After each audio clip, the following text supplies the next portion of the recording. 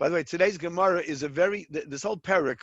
It's not easy. I know it's been going with a little bit of difficulty, but this whole parak is mamish halacha l'maisa about our ovens and stoves and warming drawers. I'll show you a little bit more about the warming drawer today. So, the last line on Lamed Zayin Amud Bais.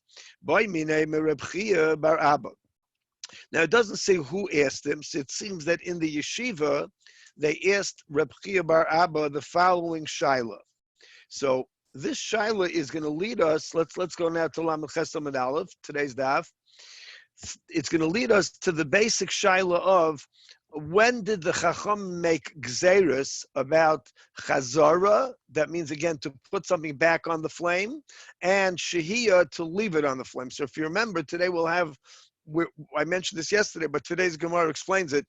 Why is shehiyah easier? Because it's not a mice, and I was just leaving something where you put it on the oven before Shabbos, and you didn't take it off. Maybe you should have taken it off. But the question is going to be today: b'de'evid, can you drink it, eat it, etc., etc. So a chazara is it could be, I'm not saying it is, but it could be an improper act, a forbidden act on Shabbos, a davar asur, because you actually did a ma'aseh. You took the pot or the pan and you put it on the flame or on the blech. In the olden days, on the we're talking about the kira, and today we're going to talk about other ovens as well.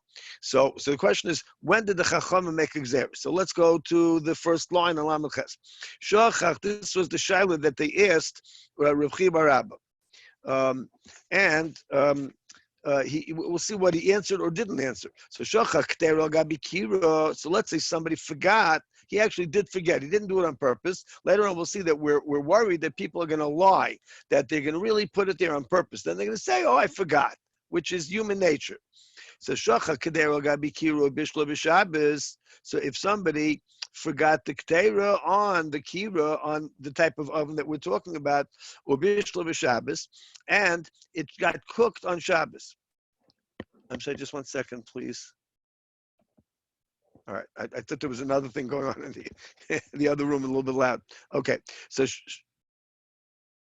okay, I'm sorry, just 1 second. I've got to cut down something. Just give me a second.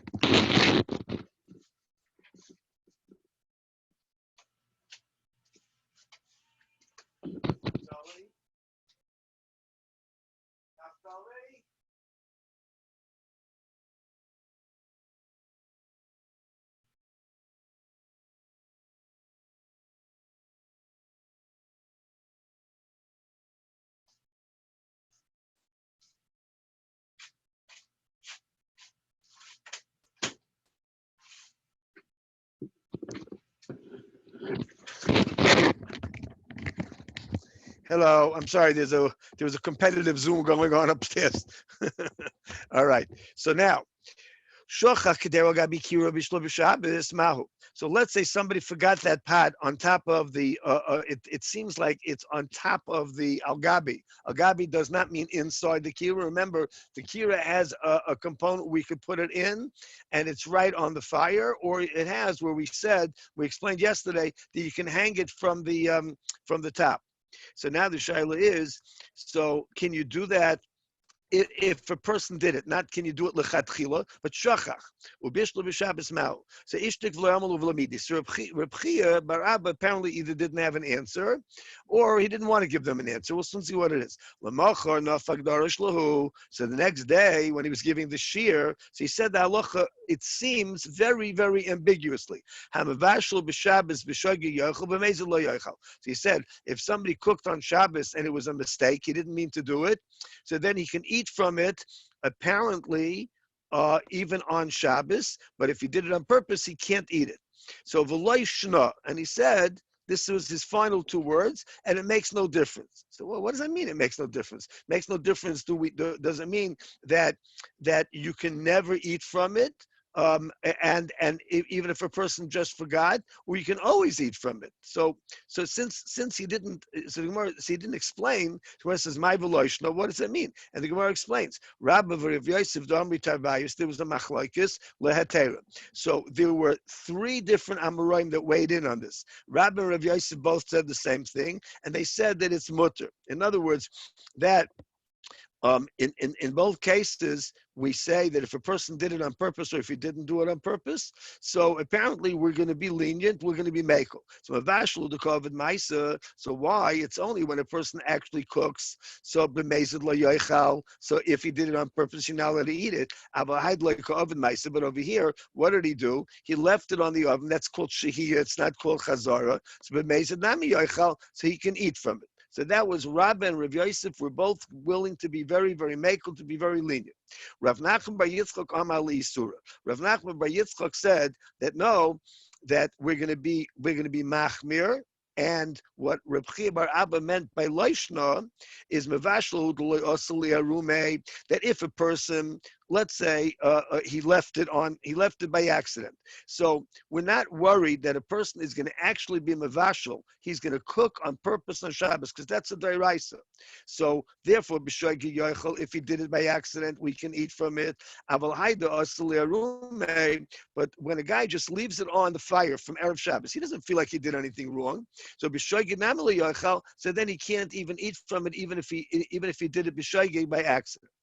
So now the Gemara is going to ask a long question on the lenient opinion of Rabbi and Rav Yosef, because the Gemara seem to think that Rav Nachman bar Yitzchak is the one that's right. Why? Because of a brisa. What does a brisa say? If somebody forgot the pot on top of the oven, again, it's a kira. These are like our ovens, we said. And then it cooked up the food on Shabbos. So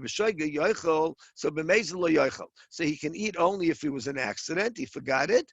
But if he did it on purpose, then he can't. By Medvar Mamurim, when was this said? That was by water. So chamin, we're translating throughout this Gemara that it means water.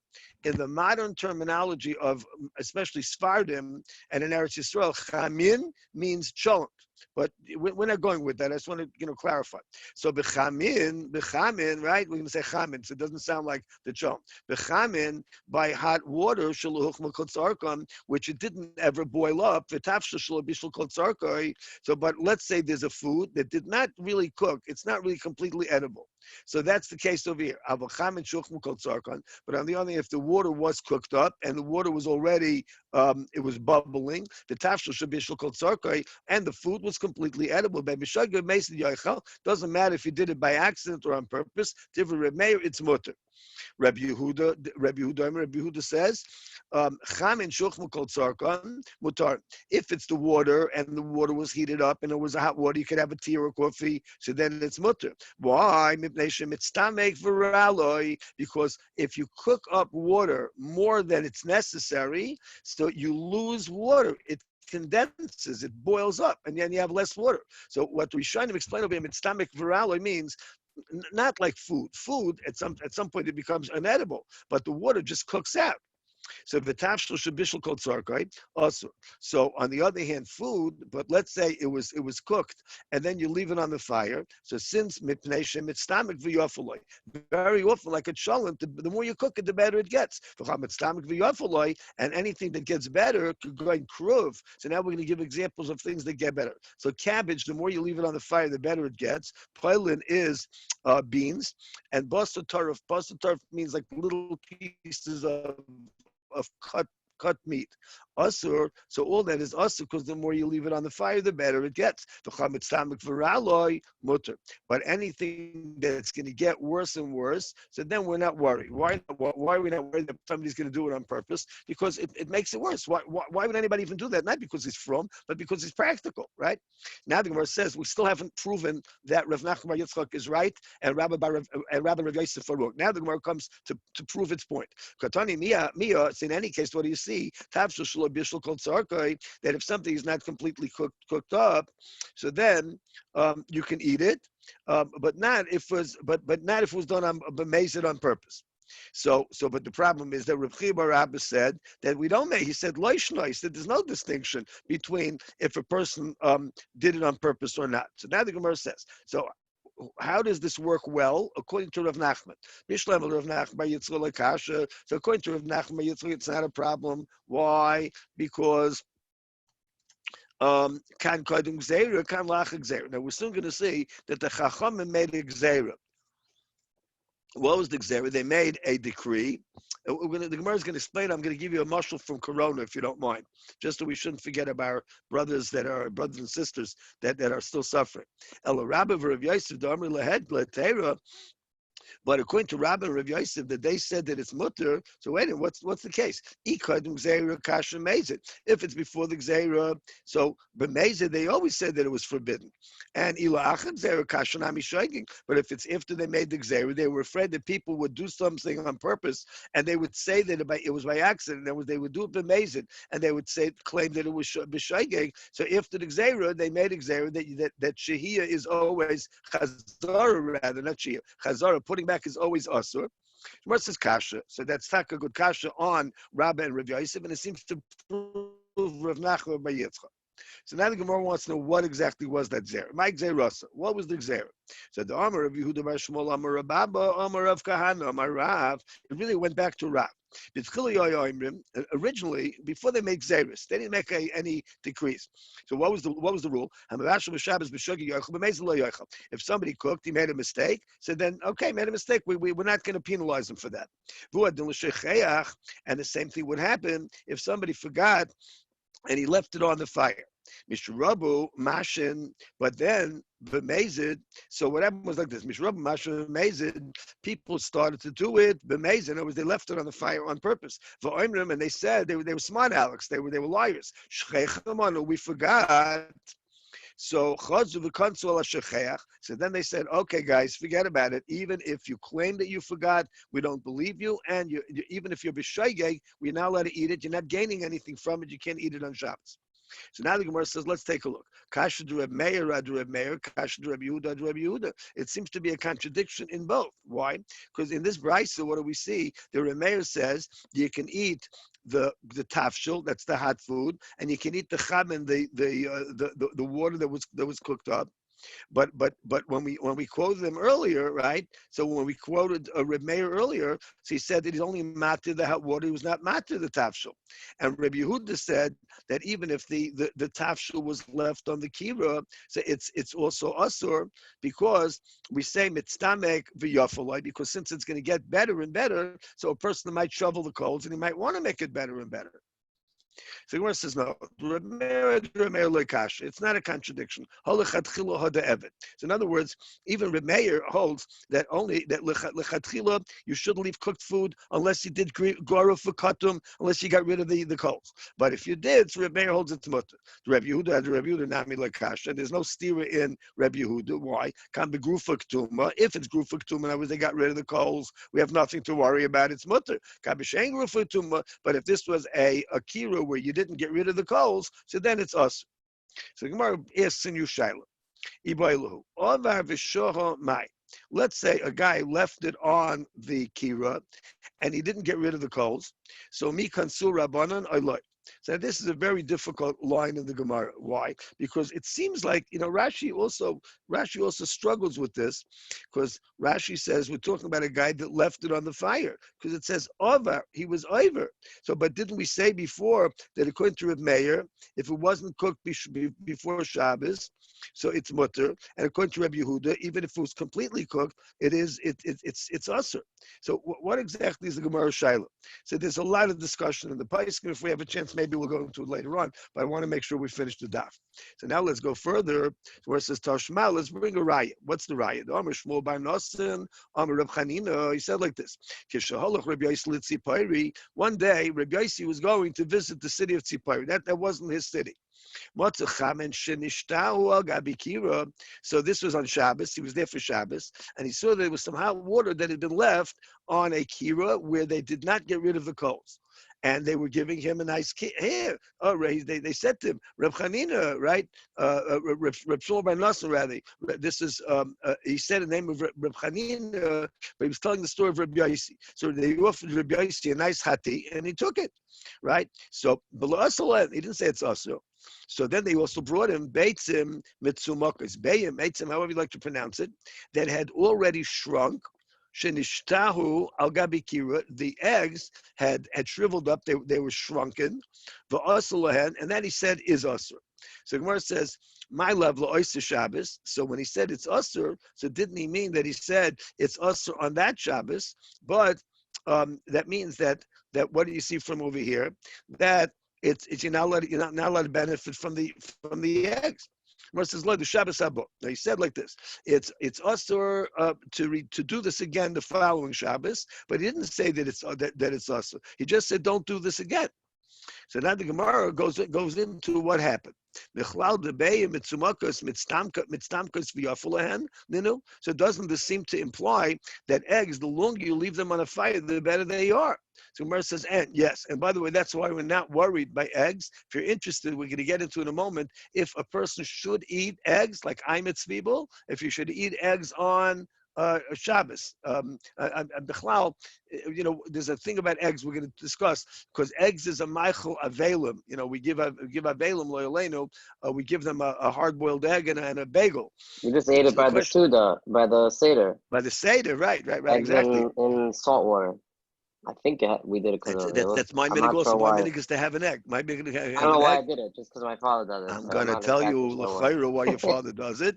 Mr. Brewer brings it because the first night of Pesach is also the same night as Tisha B'Av, and because of that, we remember Tisha B'Av. It's a very strange halacha that we remember, the Churban Beis Hamikdash, and in the middle of the Seder over there, we remember the Churban Beis Hamikdash. We'll get into it in a moment.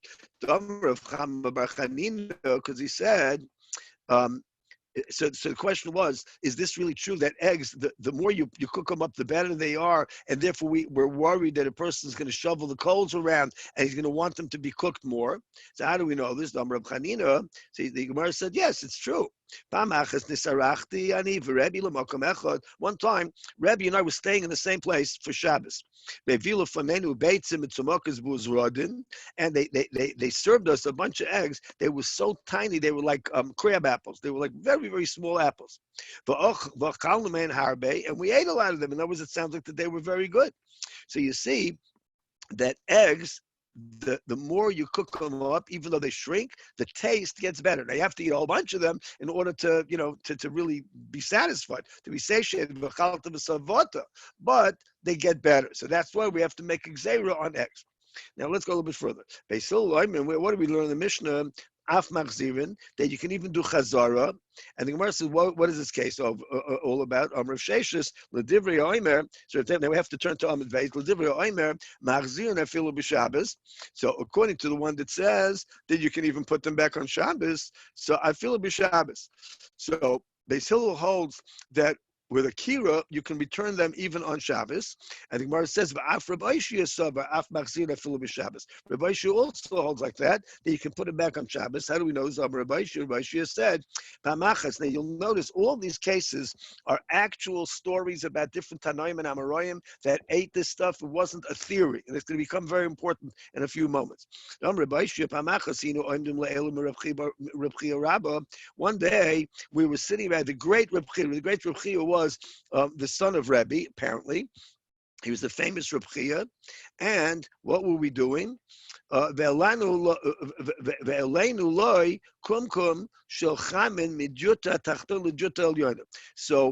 brought up for they were by Reb Chia, and they brought up for Reb Chia some tea. And where was the tea? It was downstairs on the lower floor. Apparently, it was a pretty big house that had 2 floors.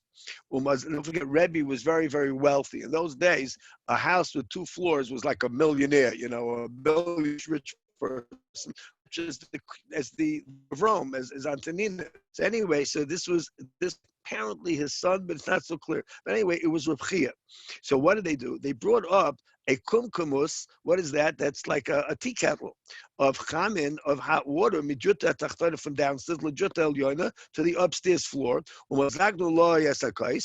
we not only that, but we actually diluted the wine like we just said in the Haggadah, those that remember a couple of nights ago. So if you have one of the old Haggadahs, it says kan limzay gesakais. They mixed the water with the wine, because in the old days the wine was not drinkable; it was too strong. So what they did was they didn't just pour the wine; they mixed it with water. So they also mixed it with hot water. That made it much better. Now is the chiddush, and we put the kettle back on the fire for the amalon davar. And Reb Chia didn't have a problem with it. So what did Rabbi prove from over here? That you can take food, and food or water, and you can put it back into or onto a kira on Shabbos day, right? So now the Gemara says, no, it's not so pashut. Amar Reb Zrika, Amar Reb Abba, Amar Reb Tadai. He said, Leishanu el she'oida b'yada. Now, I just want to stress this a little bit. We'll lean at it tomorrow. By the way, at the end of the shiur, don't go away. We have to discuss what time to learn. I'm going to make a suggestion, but if it's rejected, you'll tell me. But because tomorrow we can't learn at 7:30, it's too late. We'll learn a little bit earlier. So, but in any case, tomorrow, believe neder, we're also going to talk about the four tanoim, conditions of chazara. In other words, we're allowed to put something back on a fire. You take off the cholent, you want to put it back. There's four things that you have to do. So this Gemara, we're going to have two, and then tomorrow we're going to have some more. We're going to have two more, and then we'll discuss what all the four are. So Amr Zrika, Amr Baba, Amr Tadai, the only time that you're allowed to put something back is if you never put it down. Now, today, we are actually makel. I'll just tell you one little thing over here. That oidem biyada doesn't mean sometimes our cholent pots are very, very hot. So, and they're heavy. We have big cholent pots. So when and I'm not talking about people that have crock pots, etc. That's another story. But even a regular cholent pot and the inside of a crock pot, sometimes it's very hard. Let's say you're all alone and you're the only one that's taking, like, under our social distancing conditions, leoleno, it should never continue. So, but let's say you're doing this on your own. So how are you supposed to hold a whole big heavy pot that's hot and take cholent out of it? It's not shaykh. So therefore, the achronim, including Mishnah Brura, I think everybody holds like this, a Chazon Ish, that you could put it down as long as you're keeping one hand on it. So this condition of chazara, that you can't put it down, is not really exact. It means oidam biyadai. It's your hand is still on it. That's not the literal translation. The literal translation is you're holding it. But today we're more makel. It's one of the places over here where we're more lenient. Tomorrow. You don't have to leave it at the edge of the counter that it could fall off. No, you're not mechuyev to do it. What do you mean? What? No. You're not mechuyev to do it. No such thing as the edge. So why would that help you anyway? How would that help you? Yitzi? I muted myself. I'm here. I saw people do that. I'm not sure.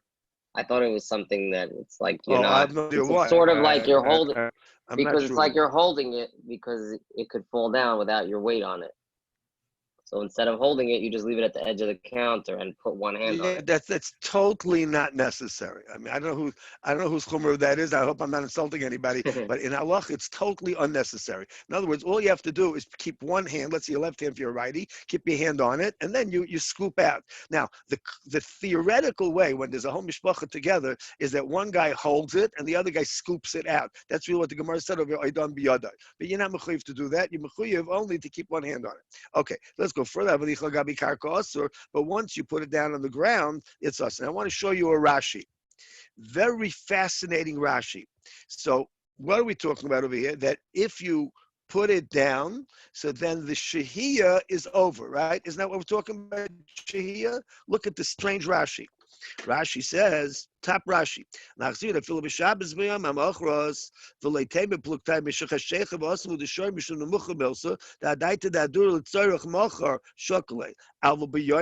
day,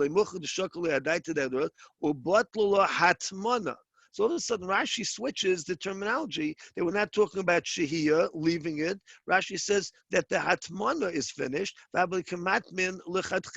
would be like you're now we haven't started a hatmana yet. Hatmana is going to be later. There's a whole parak that about hatmana, but we're not ready. But the fourth parak is called Bamet Taimnin. So but right now, why did Rashi, everybody agrees, even Rashi, that we're talking about shehiyah, you left it on the fire. What does Rashi mean, hatmana? So most of the achronim say that Rashi holds that shehiyah and hatmana are identical. Most Rishonim totally disagree with Rashi. That's what I want to point. It's an extraordinary Rashi. We'll get into it. I guess after Yom Tov already, because Shabbos we're going to learn. I mean, we're going to learn. We skip 2 days, and then we have Shabbos. Erev Shabbos we can learn Mitzvah. Maybe we'll still learn it this week. So now let's see like this. So what the Gemara say that Oidon biyadoi avles gabi karka also. So now the Gemara says machlokes. Rabbi, you got it. Rabbi Tadai the Ovad Legarme who the Ovad. Rabbi Tadai, no, he this thing that he did, he only did it for himself. Nobody holds like him. Elohochi Amar Rabbi Yochanan. Rabbi said the name of Rabbi Yochanan. Feeling nichol gabi karka mutter. So he. Even though we do, by the way, honestly, we do paskin like over here, like Reb Tadai. And we hold that you're not allowed to put it down. But the Gemara right now is holding like Rabbi Yochanan. And the Gemara says that even if, so now the Gemara says another machlek is very similar. Pligi bo, there's another machlek is Reb Dimi, Reb Shmuel bar Yehudah. There's machlek is V'tavai Mishmed Reb Elazar Amru. And they both said the name of Reb Elazar, Chadam oidim biyadim mutter al gabi karka asur. So one said, like we said before, you have to be holding it. You can't put it down on the ground. The Chadam, the other one says, Nichol gabi karka mutter. So you see that there is a machlekes over here in the Amoraim. So now the Gemara goes to another case. Where it says, Chizki Mishmeid Abaya. Chizki said the name of Abaya. This which we said is that if you're still holding it, it's mutter. Now this is going to be one of the other tnoyim conditions of chazara that you have to have it in mind. Okay, I think you can see my can't be mesiach das. When you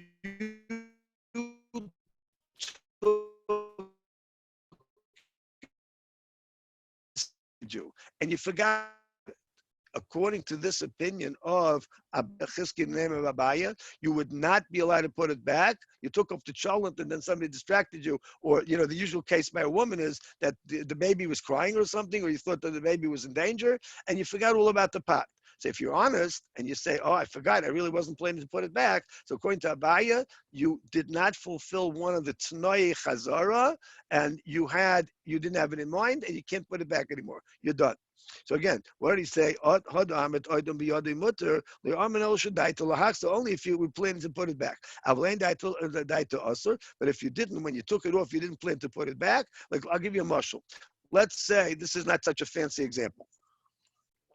Let's say that you thought that you're not going to put it back because that's it. Nobody's going to have cholent already. It was a late Friday night cholent, and the Bachram already had. Then all of a sudden, somebody comes staggering out of his room. He had fallen asleep. He said, oh, cholent. But at that point, you took it off planning to leave it off. Too bad, you can't put it back. He wants to still daven. Guy woke up, the Bachram are home from yeshiva, it's coronavirus, and right now he wants to eat in an hour. So you want to put it back. You took it off, you want to put it back. You can't do it because daiton lahachzir is an absolute. You have to, when you take it off, you don't have to say anything, but you have to have in mind. So this guy says, I'm sorry, Chaim. I didn't, I didn't have in mind to put it back. Okay, let's go further Gemara. So now the Gemara says Michlal dagabi karka, but once you put it down on the ground, so you see that this opinion holds. This is Abaya. Abaya holds Chizki, the name of Abaya, but it's ultimately Abaya that even if you put it down on the ground, that's it, because you have to have both tnoyim. When you put it down, but you didn't leave a hand on it, right? But let's say you left your hand on it, we said that bisman hazeh we allow that. Now, this is another version of Abaya. So this which you said that you put it down also to return it hachazara only if it was on the ground and you weren't planning to put it there. But if the fact that you left it on the Gemara in your hand, so now this case that we had before, that you took it off and you were you still have your hand on it, but you weren't planning to put it back. So there is an opinion over here, and we do We do bring this in halacha, but lemaisa, most of the modern, I should say modern, contemporary poskim say that you have to have all the 4 tanoim of chazara. So tonight we only had the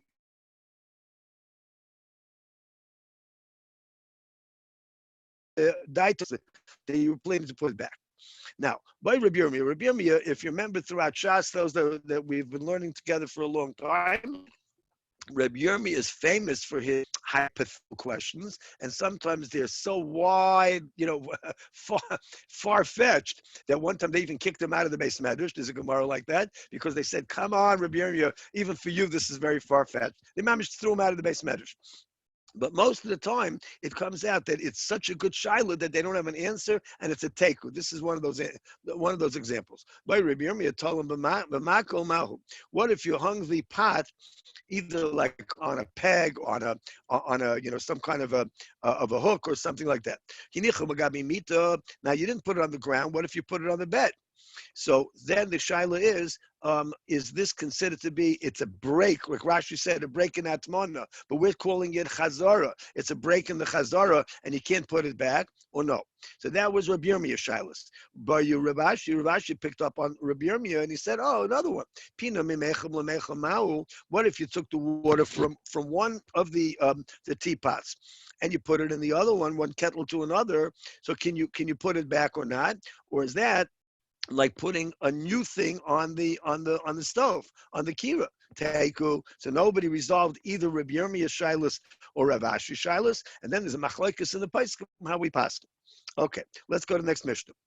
So now the Mishnah says like this: Tano shisikur b'kashu v'gvava. This continues from the previous Mishnah, not from the Gemara. One Mishnah goes to the next Mishnah, and not to the previous Gemara, because the Tanoim, when Rabbi put it together, see, he had a continuity. So this is a continuation of Kasha of Gvava. Let's say you have a Tanur. Now, a Tanur is not a Kira. A Tanur gets hotter.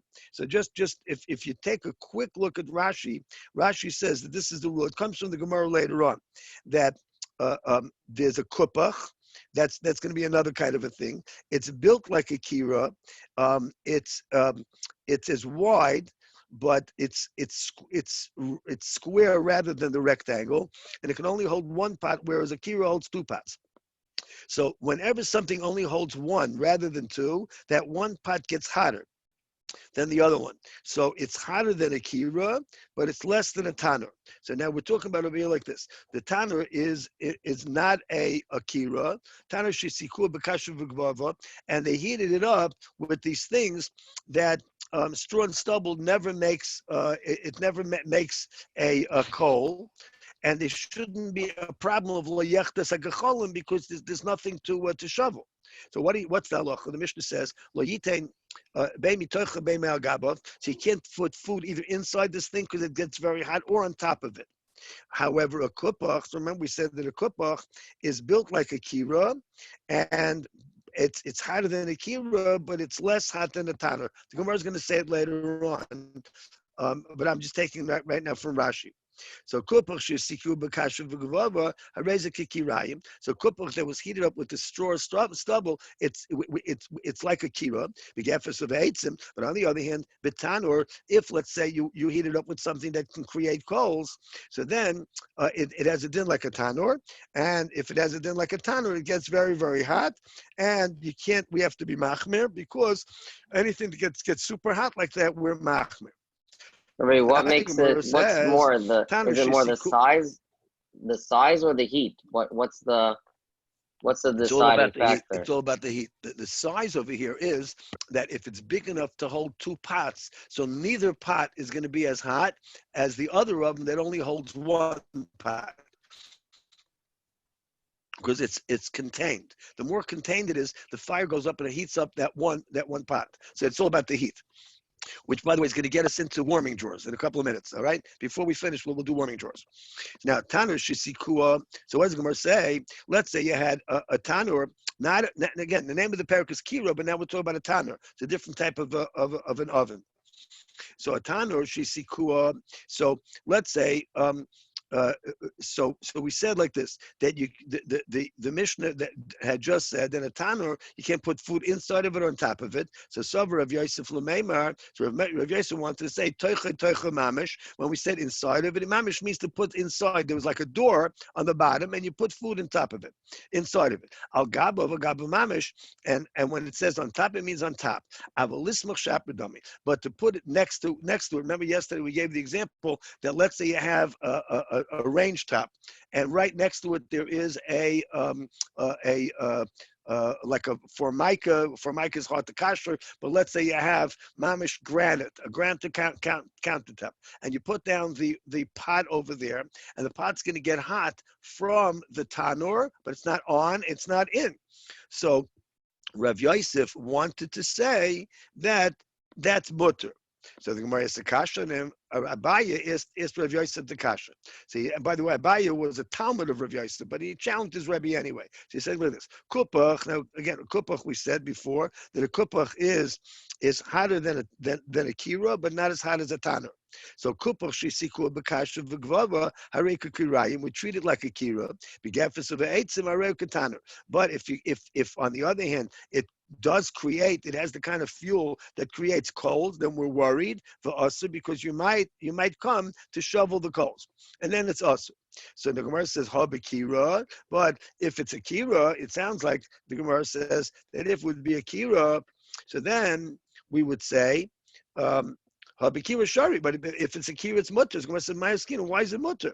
So ilem al gabov. If we're talking about it on top, ubamai, and what are we talking about? What kind of a kupach is it? Ilem b'sheni gar for katum. If you got rid of all the, you did not get rid of the coals, you didn't cover them up or get rid of them. In other words, garof would mean you shovel them away. Katum would mean you cover them up with ashes, but you didn't do anything.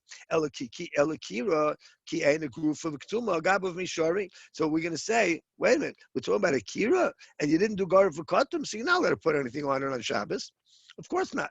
So elolav lismach. So it must be that we're talking where the food is right next to it. It's on the countertop for katani aril katana v'asur, and we said that it's like a tanur and it's asur. So what do you see from this Mishnah? That you're not allowed to put food even samuch right next to it. So Abaye asked this question of Rav Yosef. So Gemara defends Rav Yosef. Amar Rav Barahava hacha b'kupach garu v'kadum v'tanu kuruf v'kadum askinu. We're talking about that there's no coals over here at all. So therefore, what are we going to say? Askinu, we're talking about hacha b'kupach gar v'katan v'tana gruf v'ktum askinu hareu ketanu. So if the kupach has these kinds of coals at the bottom, so then it's asur. Why? Davagav the kar v'katum agav asur. So even though you got rid of the coals, we still not allowed to put anything on top of it. The kikira, because if it's like a kikira gruf v'ktum ashapidami, so then it would be mutter. So Gemara says, so let's bring a proof to this. Tani kavas Abaye. Now we're going to bring a proof to Abaye against Rav Yosef. Tanur, it says in a brisa, Tanur shisiku b'kashav v'gvava. Let's say you heated up the tanur with these coals, with something that makes coals, which is like straw. Something that doesn't make straw. We're coming to that case in a minute. You're not allowed to put anything right next to it. Of course, you can't put anything on top of it. Of course, you can't put anything in it. Now, here's my case. And you, of course, can't put it into something where there's going to be coals, because then we're going to be worried that you're going to shovel the coals. Now, what about a kupach, where you heat it up with something that doesn't have coals? So you can put food next to it, because what are we worried about? You're not going to shovel any coals. There are no coals. V'noisnin, I'm going to use the Gruaz Girsa, not ve'ein noisnin. The Gruaz takes out the whole thing. It says v'noisnin al gabov, and you can't put food on top of it. Begefes of eitzim. So now, if you have something that makes coals, and some you can't even put something next to it because we're worried about the coals. So now Gemara says, what's exactly the case of the kupach? So if we're treating like a kira, so then even if you did it by something that produces coals, so it's okay as long as you did gar for katum, you got rid of them. So because we don't care what what it makes, as long as you got rid of the coals. So, but if it's like a tanu, I feel so then you shouldn't even be allowed to put anything on it, even if there are no coals. So I'm a lie. Nafish hevle midikira v'zuta hevle. This is what we learned before from Rashi. That a kupach, it's hotter than a kira, but it's not as hot as a tanu. Again, those are the three types of ovens, and we said that according to Rabbi Moshe Feinstein and most poskim, our ovens today are like a kira. That's the main thing that we're discussing in the whole parak is parakira. So therefore, what? So it's something between a kira and a tanur, and it depends on what the fuel is. If you're using straw and stubble where there's no where there won't then be any coals, so then it's like a kira and it's mutter. But if you did it with things that create coals, so then it's like a tanur and it's us.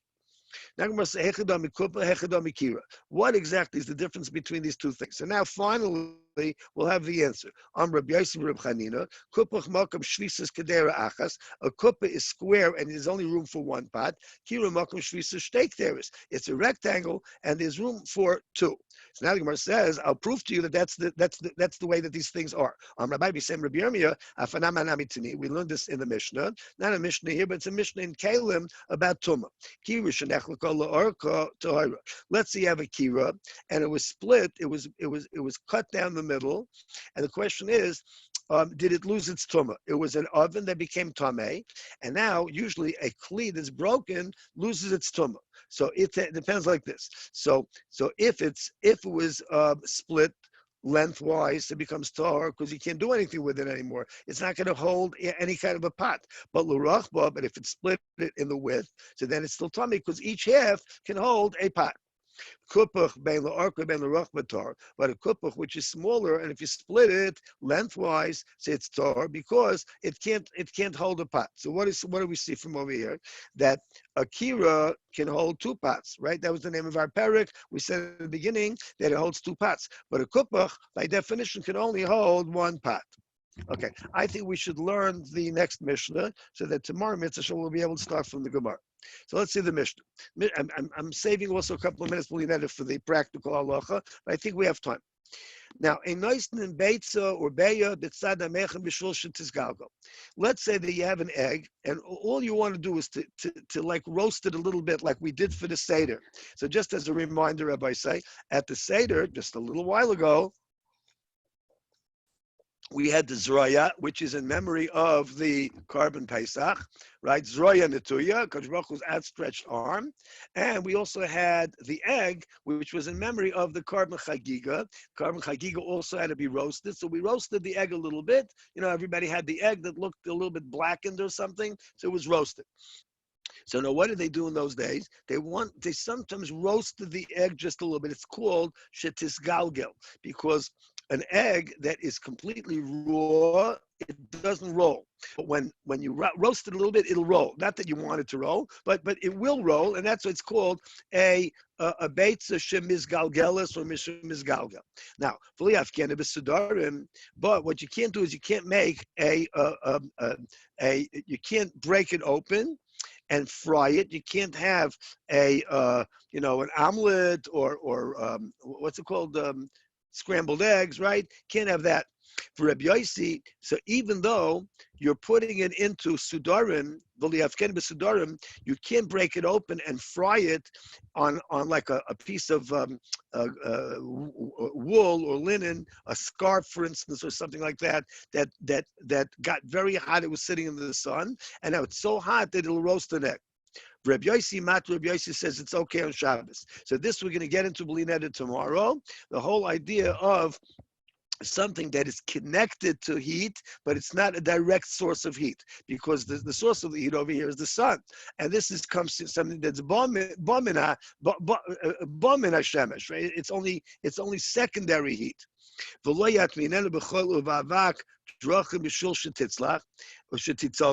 right? So, and you also can't bury it in the sand or in the dust that's on the road because, they say, oh, it was hot enough to fry an egg. That's exactly what this Mishnah is talking about, right? So that you're not allowed to do because it's being roasted. Maisa, now this is, if you've ever been to Tveria, this will resonate with you. I'm going to tell you my Maisa in a minute. Maisa, she'asu anshe Tveria, so the people of Tveria, where they have the hot springs, the Chamei Tveria, what they did was like this. There's a number of examples of why they did this, but I think that the simplest one to understand is that the people over there, they used to want to bathe in the hot waters. That was the whole mile of living in Tveria, is that you have the hot springs and you can always go jumping in, but the water was very hot. So they wanted to cool off. How do you cool off a natural hot spring? So they look at the thousands of years ago what they did. They ran a pipe of cold water, right, into the hot springs. And it went right through the hot springs, where they also made like a little canal. And the question was that, first of all, they could have hot water on Shabbos, and also they could bathe in it, as we'll see in a minute. The Chacham said, in Shabbos, if it flowed through the pipe, so Kecham and Shuchma b'Shabbos. It's like hot water was heated on Shabbos on purpose. And on Shabbos, you're now allowed to wash up. Now, we're going to discuss Lined tomorrow, but not today. Are you allowed to wash up Bichlal on Shabbos? So yeah, the answer is generally you can wash your hands, your face, etc. So I remember once I happened to have gone to Tveria for a meeting, and I only had a few minutes. So my driver actually pulled over right in front of the Chamei Tveria. If you've ever been there, you know that there's you have to pay when you go in. It's like, a mikveh, a bathhouse where you have to pay. But outside you don't have to pay, and you could just dunk your arm into the water or wash your hands and face. And it's a schooler for all sorts of good stuff, Chamei Tveria, and I did it, and then you move on. But if you want to really go in and mamish bathe in the Chamei Tveria, you got to go inside. So you can still do that in Tveria, if you go to Eretz Yisrael. We should all go Mirz Hashem B'Kara. So now on Shabbos, you can't wash in this thing, and you can't drink from it. But in B'Yom Tov, now we're going into Yom Tov again. In B'Yom Tov, Kecham and Shuchmu B'Yom Tov. So it's like hot water that was heated up on Yom Tov. That's mutter. So rechitza, this is where everybody asks the Shiloh when there's a 3-day Yom Tov, can you take a shower or a bath? So this Mishnah seems to say no. Asur b'rechitza, you can't wash up at least your whole body on Yom Tov, but mutar b'shasiya. But just like you can cook on Yom, you can't cook on Shabbos, you can cook on Yom Tov. So here also. So anyway, that's the end of the Mishnah, and Mirz Hashem, we're going to learn the Gemara tomorrow. Okay, now just a little bit of halacha, Rabbi say. I'm going to get to the eggs. I didn't forget. So first of all, I wanted to just mention over here the blackout. Remember we discussed this. I told you we're going to have it in that Daf Ches. So our Gemara said, "Hamavashel b'Shabbos b'shagi yochel and bishul mezel yochel." So the Shulchan Aruch says, "Mavashel b'Shabbos." If you cooked on Shabbos or you did another malacha b'mezid, so our Gemara seemed to say you can't ever benefit from it, but others they can benefit from it after Shabbos. But if you did it, that was if you did it on purpose. But if you did it b'shogeg, so nobody's allowed to drink from it that day. But at night, Matzah Shabbos, you can drink from it immediately. So you see from the Shulchan Aruch that all the differences about after Shabbos is about after Shabbos. But on Shabbos, you're not allowed to benefit from it. So the shaila is like this: Hapaiskim dana. I want you just hear this for a moment. I'm going to read it and translate. Hapaiskim danu kisheyesh hafsaka bezera machashmal be'emtza Shabbos. If there was a blackout on Shabbos, b'shol ezik kalkola, something broke. Uchadayim b'tachnas hakayach, in the tachnas hakayach is where the the generator is. V'technaim Yehudim, this is the problem in Eretz Yisrael. Misaktim misakilko b'Shabbos. So what's the problem? By us, Rabbi said, is no problem. I just want to tell you that a lot of people make this mistake when there's a blackout by us. 99% of the time, first of all, it's fixed automatically, and nobody's even using a screwdriver or whatever. But even if it is, most people by us are goyim. I mean, there maybe there's never a couple of non-Fruma Jews that are working on Shabbos or Yom Tov, but mostly the majority of people in the world are non-Jews, and you go according to the Rav, it's a Gentile. But in Eretz Yisrael or Yerushalayim, where Nebuch, most people are Jewish and most people are not religious Jewish. So aren't we going to benefit from a non-religious Jew that did something for us on Shabbos? That was the shayla that was presented to Reb Shlomo Zalman Auerbach. So he quoted our Gemara, and listen to what he said. Kivi sheyesh be'ir chaylim, sheyesh behem sakana, shemut l'chal avur mesa Shabbos. Someplace in the city, there are probably Jews, just like there are right now, as we're learning, that there are Jews that are nebuch sick, right? So the problem is that they need, we said yesterday, for sakonis nefashos pikuach nefesh, they need tea, they need some coffee, they need some hot water. So since you're allowed to do it for them, says Reb Shlomo Zalman, you can't just fix it for those couple of chaylim. You don't have to go from house to house and tell everybody not to use it. So he writes a little bit more. I'll just do one more line. And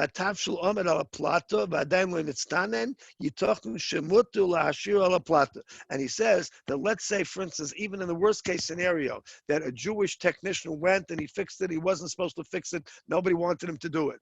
So if the food is still hot or the water was boiled up, remember we said that water that boils up we're a little bit easier because boiled water it was still boiled. The only question is, can you heat it up? But the water is already boiled. So Reb Shlomo Zalman said it's mutter.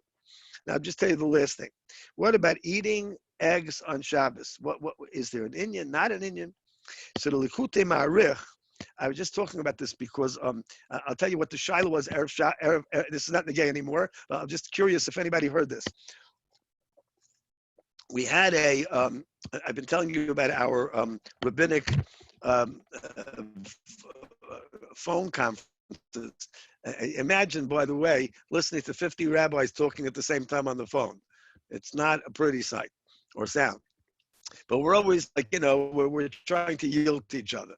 So the Shiloh was like this. 5 towns. Put out in his own thing to the shul, at the Seder. The Ma'ariv at the Seder, since we're all alone and we're not davening with a minyan, except for those people that shouldn't be davening with a minyan, but we're davening by ourselves, Kehillas. So he said that you should not say halal with a bracha. Now, Sfard says halal with a bracha. I think the Sachari says halal with a bracha. And the Gra, I think, says halal with a bracha. I happen to say halal with a bracha. Our shul has the minyan to say halal with a bracha. What about if you're all alone? So this rabbi told his shul that nobody should. So I said, you see what we just quoted from the Likutei Ma'arich? So I was the one, like the dissenter. I said that the Likutei Ma'arich says that even if you're alone, you should say Hallel, because that's a special different type of a Hallel, whatever, we're not going to get into it right now, and you should say Hallel with a bracha. So somebody said, I never heard of Likutei Ma'arich. I said, that's because you're not Hungarian. The Likutei Ma'arich was the biggest of the Hungarian Paiskim. He was like the Mishnah Brura for the Hungarian Paiskim. In fact, many years ago, I spoke to my good friend, Rabbi Nosson Shermish, live and be well, that they should translate the Likutei Ma'arich. I said, no. I said, why not? He says, only the Hungarians are going to buy it. So I said, okay, a lot of Hungarians, they would buy it. But he decided that it wasn't worth it. You got to be able to sell something to all of Klal Yisrael. So anyways, he says over here, so what about eggs on Shabbos? So he says like this. There was a minig at Shabbos bedafka to have eggs. Why? I don't know if you ever heard this. Ki Moshe Rabbeinu nestalik bizman sudish lishis. Moshe Rabbeinu died at the time that we eat Shalosh Shudas. In other words, after Shkia, before Tzeis HaKochavim. That's Moshe Rabbeinu's exact yard site. Is Moshe Rabbeinu, is like, not just on Zion Adar, but every Shalosh Shudas we remember Moshe Rabbeinu by eating an egg in his memory. So it comes out that the eggs, even at the Seder, which is like the Seder is a very, very happy time. So Shabbos, and in fact, Shalosh Shudas is the highest of the high, Rava the Ravin, but we remember Moshe Rabbeinu a little bit. And apparently, because of that also, we remember the Churban Beis HaMikdash.